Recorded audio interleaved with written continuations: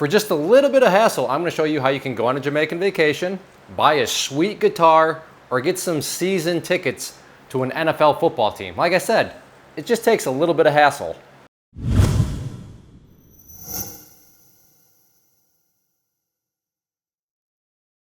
For those of you that watch my videos on a week-by-week basis, hopefully you remember last week I talked about trading commissions and looking at them in a practical sense. And I want to do that again this week. I had some comments on last week's video that said, hey Clay, this was good, but you could take things even another step in terms of, practicalness. So that's what I want to do here. Now, last week's video, very important in the sense of, by making some changes, it shows how you can make your life easier as a trader. But in this video, I want to look at just how by making those changes, it's pretty neat when you look at it from a real world perspective. So definitely go back and watch yesterday's video. We'll link that in the description. But this video, we're gonna focus more so on kind of the additional benefits. Last week's video is very important because, hey, at the end of the day, we wanna be successful traders. And that video talks about how we can make our life easier as a trader. But this video, we're gonna just talk about those additional benefits. So what I wanna do is just talk about the $9.99. And that's the level of commissions that a lot of people are paying. Why a lot of people? Well, these are the companies that have the cool Super Bowl commercials, that have all sorts of advertising. There's kind of a little famous baby out there, that this company charges, and a lot of people pay that. But by making this little tweak, by just doing a little homework and, going through that small little hassle, because yeah, I'll be honest, it's kind of always a hassle, but by doing that, you're creating, not only making your life easier, as I discussed last week, but you're gonna get some awesome additional benefits. So let's just go through a scenario, and I try to find kind of a middle ground. So let's just assume that you make 3 trades a day. So that means that per week you're at 15 trades per week. And then per year, you're at 780 trades. Let's just say, you know what? I watched this, this guy on YouTube, and he was, showing all this stuff. So I want to go do some homework. I want to find another broker. I want to, ask questions, do some search engine, Google searches, and I want to try to find somebody that's cheaper than $10. So you go and do that, and you find somebody that, let's just say, is $7. So $6.99 a trade. So you change this to $6.99. Now you may be thinking, oh, all right, that's $3 less. Like, okay, it's $3. Like, I walk on the sidewalk, I'll pass $3. I won't even bend over to pick it up because it's $3 savings. Plus, they got an awesome platform, and they got, so $3, nah, whatever. Well, let's just quickly kind of run down here and see how this adds up.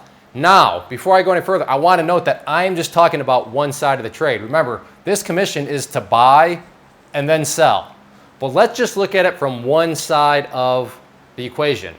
So really, at the end of the day, when you look at these numbers, you can double them to get what the true numbers would be, because there's a trade always has 2 sides, but we're just going to look at one. So keep that in mind. That's it, because I don't want to ruin anything. Let's just go through it. So if you're saving $3, so just kind of $3 savings. So each day you are then saving $9 per day. Now you're thinking, $9? $9, all right, who cares? $9, who cares? But then per week, that is $45 that you're saving. Now, one of my favorite quotes, a penny saved is a penny earned. So by saving $45 a week, that's literally like a check shows up in your mailbox for $45. You didn't do anything. The only thing you did was this kind of little arrow where you had to change things. So you had to do some research. You had to go through the hassle of switching to another broker. But besides that, and that's just a one-time thing. So, this is one time. You do that one-time little hassle, and now, in your mailbox every week, a check shows up for $45. Maybe just like $45 in 1 week. Like 1 week, who cares? Well, let's extrapolate this to a full year. 780 trades. That equates to savings of $2,340. So at the end of the year, this is like you open up your mailbox and a check is there for $2,340. And I don't know, remember, this is just one side. So if we were to double this, because buy and sell, that's actually like 4680 for buying and selling would be the total.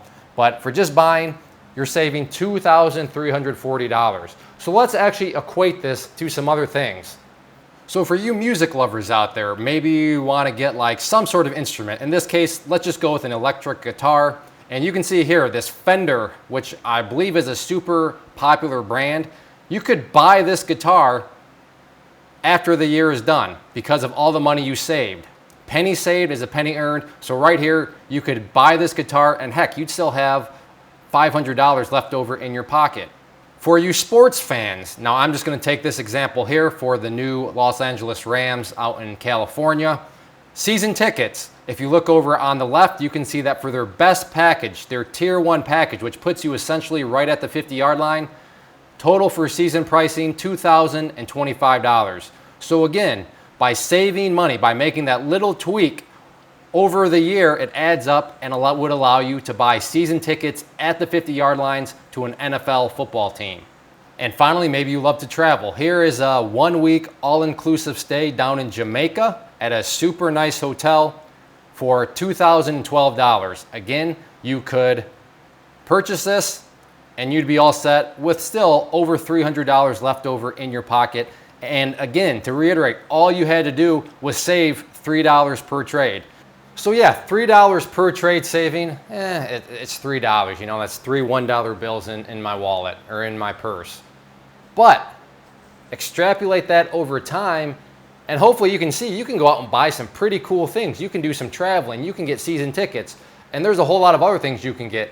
And again, this was only half of the trade. The real number here is $4,680 in savings, because that includes buying and selling, each of which would have been $10, each of which you would save $3 on. But even looking at the conservative way, hopefully those examples that I showed, I mean, that is some pretty excellent stuff when all you have to do is go through this one-time little arrow. Just suffer, you know, suck it up, all right, fill out another online application, transfer money over. I fully agree it's not the greatest thing, but when you're sitting on the beaches of Jamaica, you're probably gonna be thinking, hey, that's awesome. When you're, you know, on your guitar, you're gonna think, hey, you know what, that was pretty good. Or when you're sitting there, you know, yelling at the refs at the football game at the 50-yard line, you're gonna probably think, hey, that was worth it.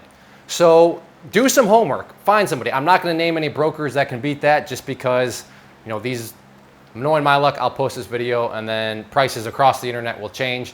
The point here being is do some homework and make sure you're finding a good cost-effective broker. There is no need to pay absorbent rates out there because every little dollar that you can save over the long haul adds up, and you can do some very nice things with it.